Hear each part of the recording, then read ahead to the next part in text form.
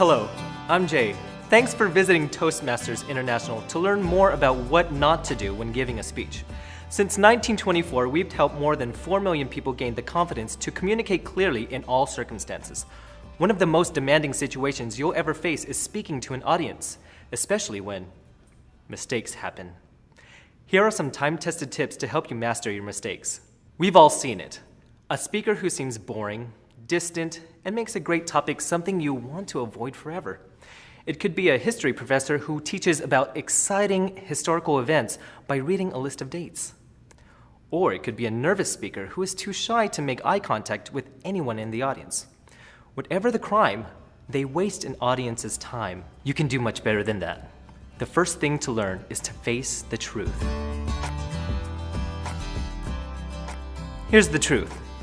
Once you have stepped onto a podium, you cannot hide from your audience, and trying to hide behind notes, props, or even a PowerPoint show is a bad idea. If you want to make a connection with your audience, the first and most effective way is to make eye contact. Many speakers rely on notes. Depending on your location, audience, and purpose, it's usually okay to use them. If you need notes, however, try to use them in a way that supports your speech. You can learn a smooth method for giving speeches with notes, though a little advanced work will really pay off. Take a few minutes to mark your pages with colorful symbols, such as stars, circles, triangles, or any symbol that will stand out to you. Make them bright and easy to find. With practice, you'll be able to speak from notes, looking up at your audience regularly, and then return to your notes knowing exactly where to pick up again. Practice several times before your presentation, so you can find the right symbols each time.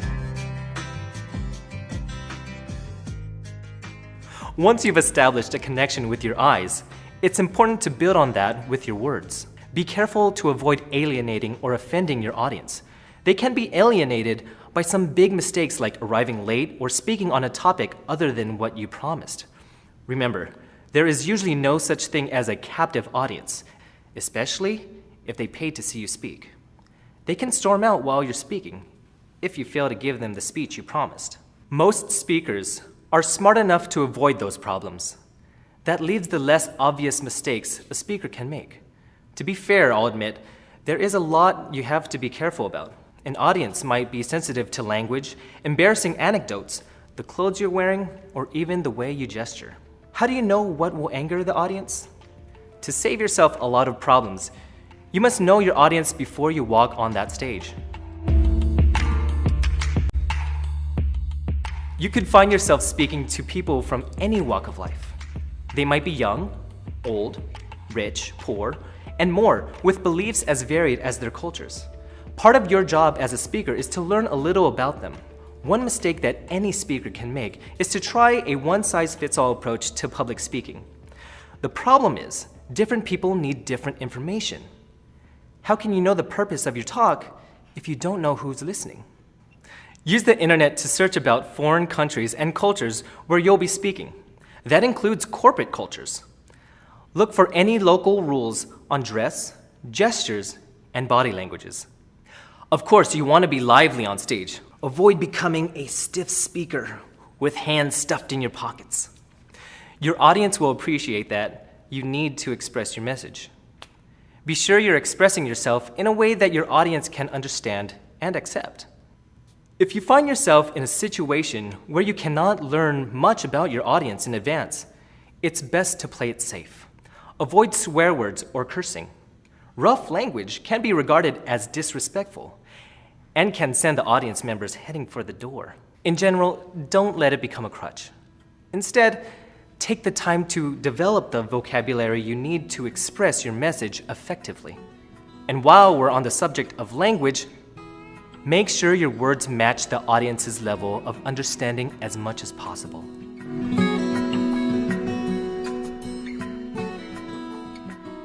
Try to avoid burying your message under technical jargon, industry acronyms, complex words, or even a lot of difficult statistics, unless you are sure that your audience is interested and able to understand it.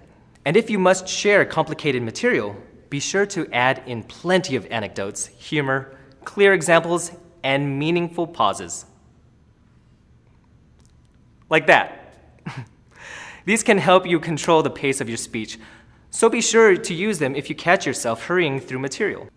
Rushing a speech is a very common blunder, and it's a serious mistake to make. Sometimes, a speaker tries to squeeze too much material into a time slot that's just not long enough. Another speaker might set the pace too slow at the beginning and then rush at the end.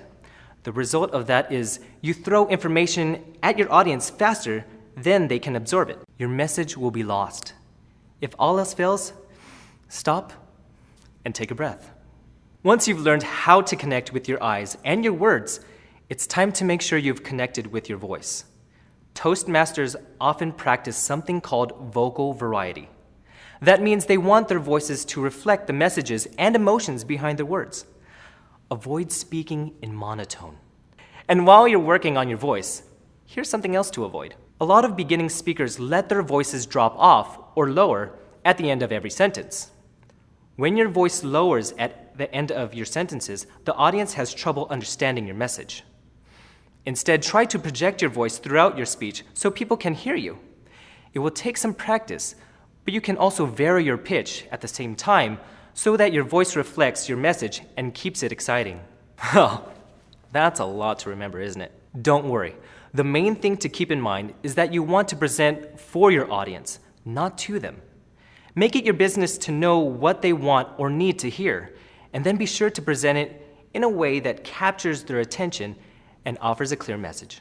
With some planning and rehearsal, you'll be able to avoid the common mistakes that plague other speakers. For more information on what not to do when giving a speech, please visit a Toastmasters Club. Find a location near you at toastmasters.org.